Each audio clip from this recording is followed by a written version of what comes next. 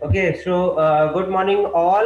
This is Jairam Dwivedi here, and now welcome you all in the lecture series of basic computer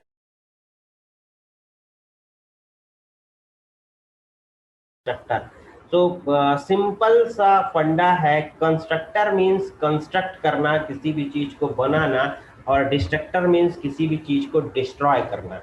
What is the meaning of constructor? Constructor means construct something and destructor means destroy the existing things.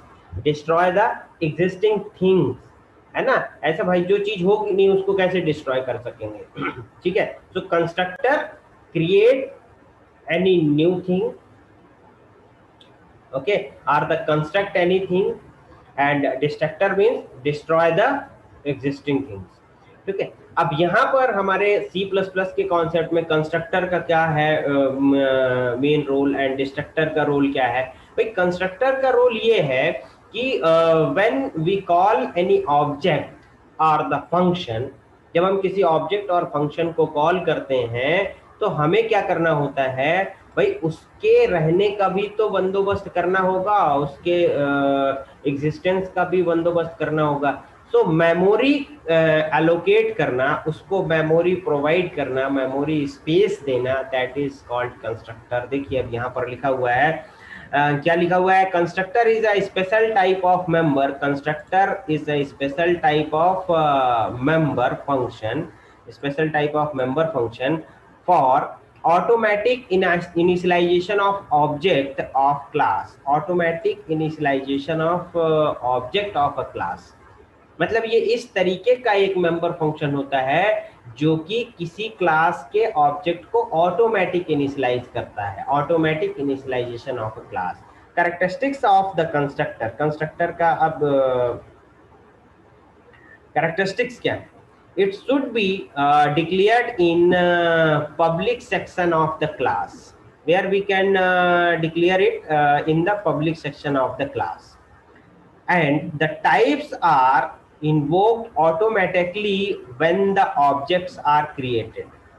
इसका जो type होगा that is automatically क्या हो जाएगा, invoked हो जाएगा when any object can be created, जब भी हम कोई ऑब्जेक्ट क्रिएट करेंगे.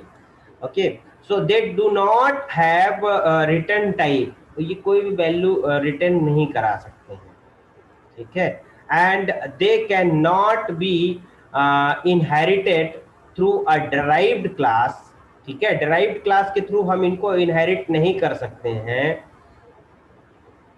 ठीक है. Derived class can call base class constructor. ठीक है. Can call base class constructor. Base class constructor हम किसको बोलते हैं, ऐसे कंस्ट्रक्टर जिसको हम ड्राइव्ड क्लास के थ्रू कॉल नहीं कर सकते हैं, या ड्राइव्ड क्लास में हम इसको कॉल नहीं कर सकते, तो उसको हम बेस क्लास कंस्ट्रक्टर बोलते हैं. And it has the same name as a class. अब ये इंपॉर्टेंट है, कंस्ट्रक्टर का जो नेम होगा वो हमेशा क्लास के नेम की तरह ही होगा, as an class name. That is called constructor. ठीक है. अब इसके बहुत सारे टाइप्स हैं. ठीक है. Destructor is use to destroy the object. किसी भी ऑब्जेक्ट को डिस्ट्रॉय करने के लिए हमें क्या करना होता है, डिस्ट्रक्टर को कॉल करना होता है. That has been created.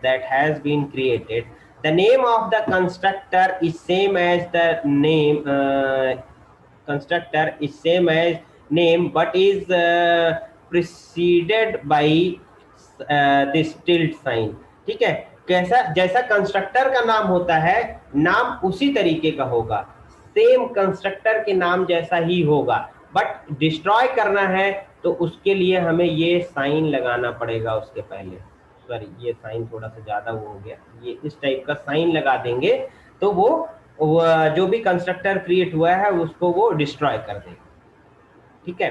Destructor will automatically be called by compiler upon exist from the program to clean up storage which was taken by the object.